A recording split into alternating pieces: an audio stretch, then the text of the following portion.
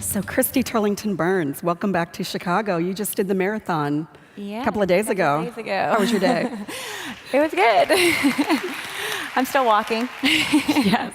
And you ran for Every Mother Counts. Yes. Yes. Running has become a big initiative for us to make that vital connection about distance as a critical barrier that keeps so many women away from maternity care.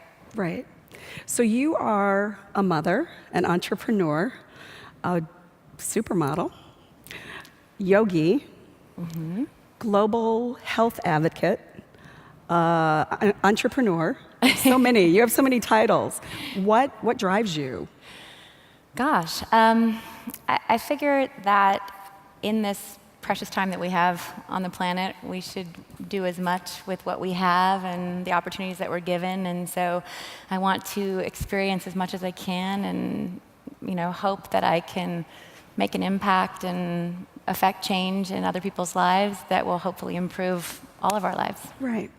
So how did you become involved in global maternal health as an issue? Well, it all sort of started when I became a mom almost 11 years ago. In less than a week, my daughter will be turning 11. After a really great pregnancy and delivery, I had the unexpected happen, which was that I had a postpartum hemorrhage. And that experience was pretty scary because it was unexpected. And I went from being so empowered and feeling like a real warrior. I mean, giving birth is kind of an amazing thing if you get the chance. And to being so vulnerable, being on my back, not knowing what was happening, having my daughter taken from my arms, and feeling excruciating pain. Everything was fine in the sense that I had a team of a doula, a nurses, midwife, and an obstetrician who backed them, and they worked as a team to manage the situation. But in the days recovering from this experience, I learned that that same complication is the leading cause of death for girls and women around the world that are pregnancy and childbirth related. And that was shocking to me. Right. I think the statistics are astounding in terms of, first of all, it's 98% don't have to die. 1 in 5, is that right? Well, the stats are, when I had my daughter, the stats were actually 500,000 women and girls were dying each year from pregnancy and childbirth-related complications. And 90% were said to be preventable. Today, just 10 years and change later, those numbers have come down to below 300,000. And they're saying we're actually closer to 98% of those deaths being preventable. Right. Wow. There's a lot we can do. Will you talk about your amazing documentary, No Woman, No Cry, and how that sparked what you're doing now? Yes. So after I had my complication with my first child, I sort of marinated the idea of how can I take this information and this experience and hope to empower moms going through the pregnancy and childbirth experience. And it took me a while to figure out how I was going to contribute. It took me till my next pregnancy when I was about 6.5 months pregnant with my son, and I traveled to Central America, where my mom is from, with a humanitarian organization called CARE. And I spent a day with a bunch of women who had either just had their babies or were coming to collect water and receive some very basic prenatal care in that moment. And I had an aha moment, which was that had I given birth to my daughter in that village in rural El Salvador, I never would have survived. There was just no question in my mind. So I came back and I had my son, and it was a very straightforward birth and no problems. And I knew then that I was going to commit my time and everything that I had to contribute to this issue to make it more known. That ended up being a film. I traveled around the world for a while, sort of seeing what the challenges were, but also seeing a lot of solutions at work. And I was so excited by what I saw and the possibility that I thought a documentary film would be the best way to share what I was seeing and what I was experiencing, the women that I was meeting, the health workers that I was meeting, just to bring those people into the living rooms of my friends and my community at home. The documentary is evocative and heart-wrenching and just so powerful. Will you talk about some, first of all, if anybody hasn't seen it, I would say absolutely make sure that you see No Woman, No Cry, and you can get it on Netflix. Will you talk about some of the barriers that you've run into as you've developed the program in other countries? Sure. Well, when we were making the film, we filmed in Tanzania and Bangladesh, in Guatemala, and here in the U.S. And in each country, we sort of addressed a different barrier. Some of those barriers are the same in every country, but we kind of magnified them in each of the countries. So in Tanzania, it was the fact that so many women live in rural parts of the country, and they're miles and miles, I mean, like sometimes hundreds of miles away from healthcare or individuals with training. So we looked at that barrier, just distance, transportation, the difficulty for a woman to access transportation in a timely fashion if she lives so far removed from health facilities. In Bangladesh, we looked at social and cultural barriers. In Bangladesh, women typically give birth at home, more than 70% of them, and they tend to not seek services unless there is an emergency, which is often too late. And then in Guatemala, we looked at an indigenous part of the population, significantly marginalized women who didn't have access to information or education, let alone services or transportation or any of those things. And so they were suffering significantly. And then in the US, where I had my 2 children and where we are ranked 60th in the world, in the developed world, for safe motherhood, shocking. I wanted to look at, what was happening here. I mean, here where we are spending more per capita on healthcare than any other nation in the world. Why are some women falling through the cracks? And I found that 1 in 5 women were not insured at the time we were making the film, and that was impacting the lives of women in such a significant way, and keeping women from healthcare. I mean, it's bureaucratic here. It's difficult for women, especially women who already have small children at home, to be able to know where are they eligible, where are they not eligible. It's just not practical for a mom, right, to find those services. So in finding programs through Every Mother Counts, we've been looking at, addressing education, supplies, and transportation, and we've been really looking at those as the main gaps that we can fill easily, and they're easy ones for people to get their head around. They're not complicated problems. They're, how do you get to care? And anyone who's gone through labor and you've had to drive from your home to a facility, that's an incredibly uncomfortable experience, and it can take a long time. It can take a short time too, but things can happen. So it's such a critical piece, and we're trying to address those little things that people can understand and can connect with. There was a moment in the movie, in the documentary, where there was a young woman who would have otherwise, she needed a C-section, an emergency C-section, and didn't have transportation. And I always feel like, for some of us, there's that moment in our lives. I always say it's when your moment comes, when you sort of figure out the thing that you really need to be doing. What was that moment for you? And did that have anything to do with it? Gosh, I mean, I have that moment all the time. What I'd say that moment typically is now is it's like a reminder, a remembrance that this is the right work and this is the right path. But to be present in front of another woman at a time when she's her most vulnerable, and to be invited into that space, to be allowed to witness that experience, and then to be able to do something for her to alleviate her suffering or her pain or her confusion or her fear, that's an amazing thing to be able to do for anyone, right, let alone someone who's incredibly vulnerable. You're so touched by that. I can see that. And you give a lot of hope. You're giving people a lot of hope.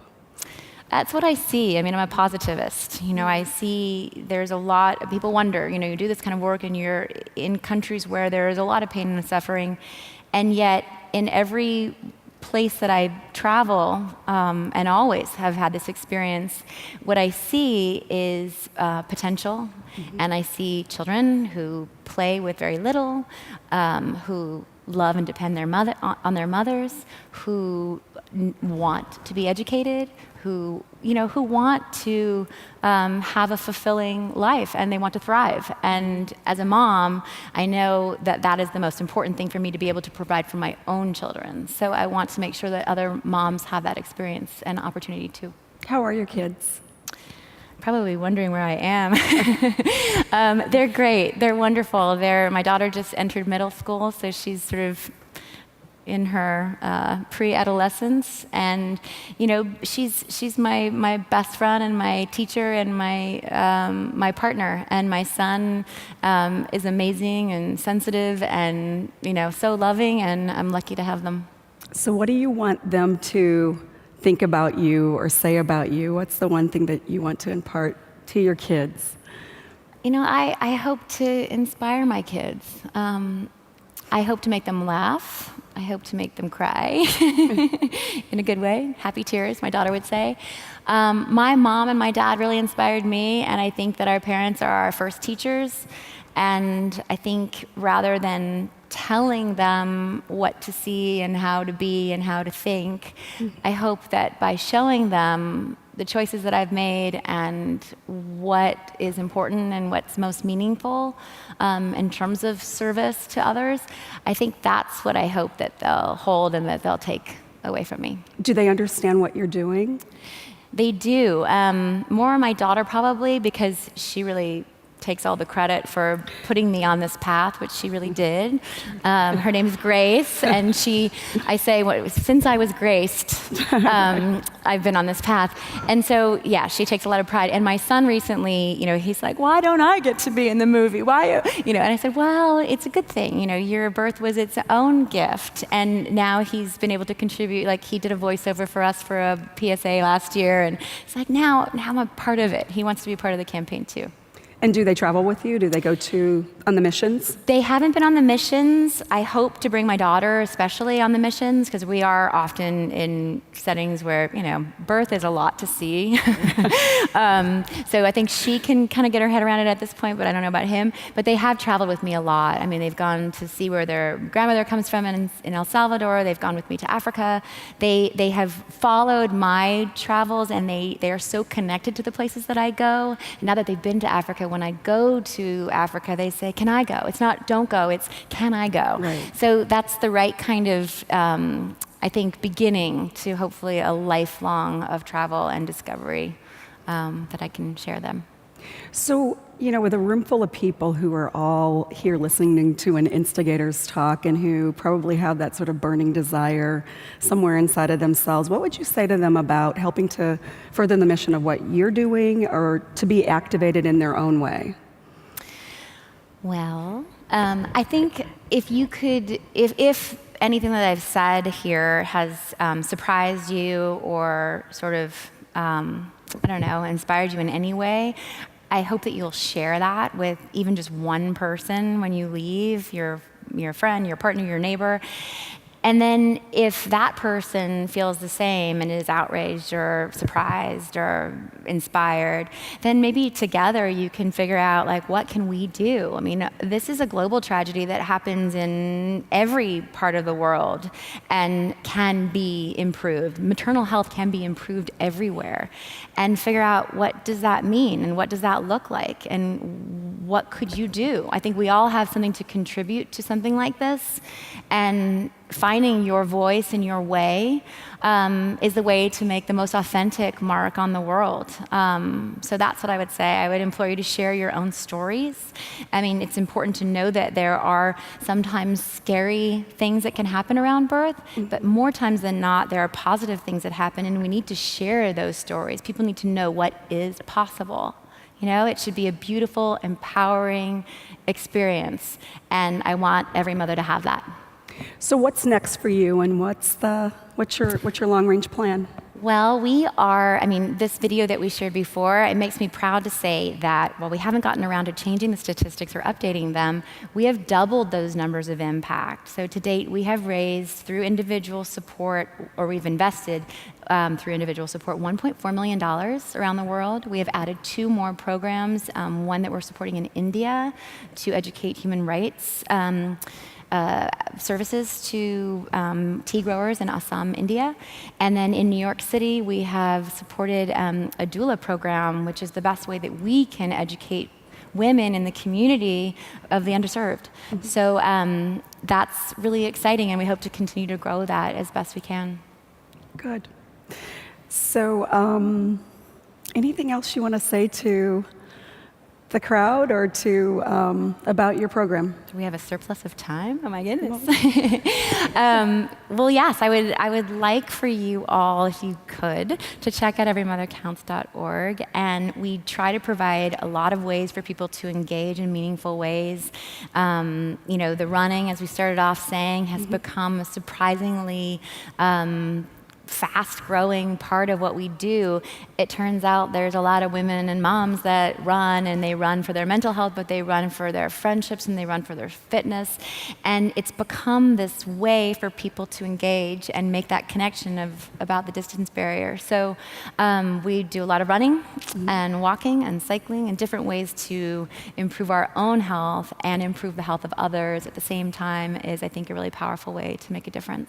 So 10 years from now, what do you want people to say about Every Mother Counts? Well, my big goal is that by the time my daughter is thinking about whether she wants to be a mother or not, that we have significantly reduced these global figures. And I think we can. Right. I think we can. The big difference between the time that my daughter was born in 2003 and those numbers coming down is not, I don't think that the numbers have really come down, it's that we're actually counting women in a different way than we were before. Women and girls are higher on the global agenda than ever before, and we want to continue to have them on that agenda. And so I really look at my daughter as she grows, and as I see that this with her growth is like, this is how long I've been on this path. When she's 30 or maybe more, and she's thinking about, is it time? Is this for me? Do I want this for myself? I want her to be able to say, like, this is a safer place to give birth. This is a safer choice for me to make. I feel more supported than I could have been when you became a mom. That's awesome. Thank you. It's